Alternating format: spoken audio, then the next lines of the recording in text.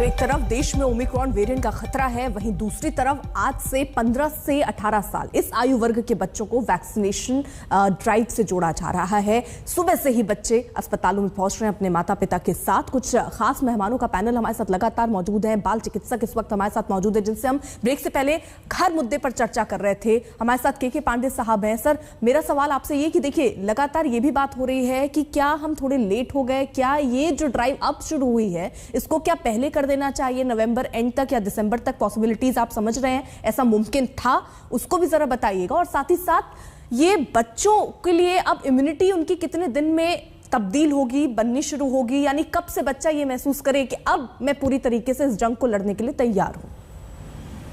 ये पहला सवाल देखिए, जो कोवैक्सीन की कंपनी ने डाटा दिए थे 2 साल से 18 साल तक के बच्चों में सेफ्टी का, कि बच्चों में कितना सुरक्षित है। दूसरी चीज, कैसे इम्यूनिटी प्रोड्यूस कर रहा है। तो ये पाया गया कि एडल्ट में इम्यूनिटी जो है 77% थी इन्फेक्शन के खिलाफ, और सीरियस बीमारी के खिलाफ लगभग 93% थी।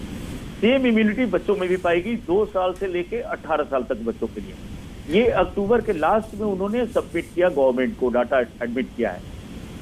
उसके बाद उन्होंने उसको टाइम लगता है उसमें, क्योंकि 20,000 25,000 पन्ने होते हैं, उसमें बहुत सारा डाटा होता है। तो मुझे नहीं लगता कि इससे जल्दी किया जा सकता है। 1 हफ्ते पहले गवर्नमेंट इसको अनाउंस कर चुकी है, और जितना जल्दी पॉसिबल हो सकता है उतना कर रही है।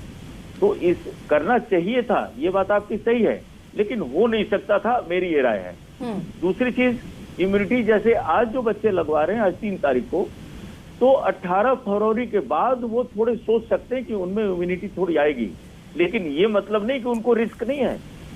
आपको डाटा बताना चाहूंगा अमेरिका का, इंग्लैंड का, कि वहां 3rd डोज भी लग चुकी है 20% लोगों को, और 40% से ज्यादा लोगों को यूके में 3rd डोज भी लग चुकी है। उसके बाद भी इतना ज्यादा फैल रहा है। तो हम खाली 1 डोज लगा के अगर बच्चे ये सोचें या उनके पेरेंट्स ये सोचें कि वो सेफ हो गए या उनकी इम्यूनिटी आ गई, तो ये बहुत बड़ी गलती होगी।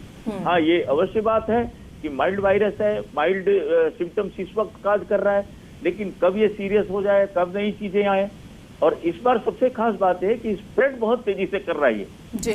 1 से 2 दिन के बाद दिन में डबल हो जा रहा है। तो जो प्रोजेक्शंस है, मैथमेटिकल प्रोजेक्शंस होते हैं हमारे, देखिए जब सेकंड वेव थी तो 4 लाख के करीब पर डे केसेज आते थे, लेकिन अगर इसी तरह लोग लापरवाही बरतते रहे तो कोई बड़ी बात नहीं कि 14 से 15 लाख केसेस पर डे आने लगे।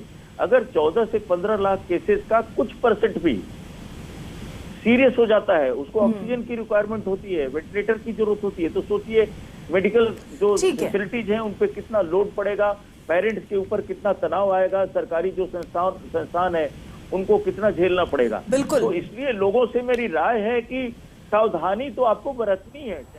ठीक है, यानी देखिए, कुल मिलाकर के पांडे साहब जो कह रहे हैं कि यहाँ सावधानी बरतनी बहुत जरूरी है। इसी के साथ साथ सवाल तो एक ये भी है कि रजिस्ट्रेशन भी अभी तक थोड़े कम हुए हैं, उसकी वजह क्या है? क्या माता पिता या बच्चों में किसी प्रकार का डर है?